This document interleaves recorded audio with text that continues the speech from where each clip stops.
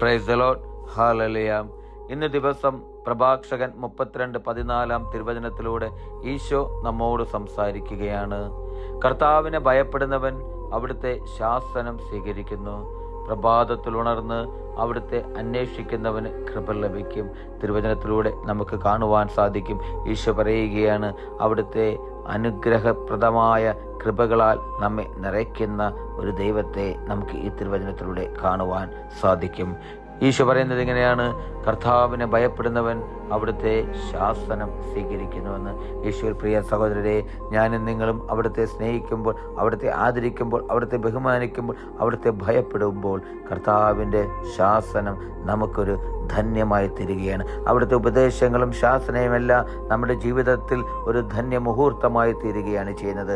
വീണ്ടും തിരുവചനത്തിൽ കാണുവാൻ സാധിക്കും, പ്രഭാതത്തിൽ ഉണർന്ന് പ്രാർത്ഥിക്കുന്ന ഓരോ വ്യക്തികൾക്കും കർത്താവിൻ്റെ കൃപ ലഭിക്കുന്നതായിട്ട്. ഈശോയെ പ്രിയ സഹോദരരെ, ഞാനും നിങ്ങളും ഓരോ പ്രഭാതത്തിലും ഉണരുമ്പോൾ ആ ദൈവത്തോടു കൂടെ ആയിരിക്കുവാൻ, ദൈവത്തോട് ആലോചന ചോദിക്കുവാൻ, ആ ദൈവസന്നിധിയിൽ ആയിരിക്കുവാൻ എനിക്കും നിങ്ങൾക്കും സാധിക്കണം. ആ ദൈവത്തോട് ചേർന്നിരുന്നു കൊണ്ട് എൻ്റെയും നിങ്ങളുടെയും ജീവിതങ്ങൾ മുന്നോട്ട് കൊണ്ടുപോകുമ്പോൾ സ്വർഗത്തിൽ നിന്നും അനന്തമായ സ്നേഹവും കരുണയും കൃപയും നൽകി അനുഗ്രഹിക്കുന്ന ഒരു ദൈവത്തെ നമുക്ക് കാണുവാൻ സാധിക്കും. ഹല്ലേലൂയ. ആമേൻ.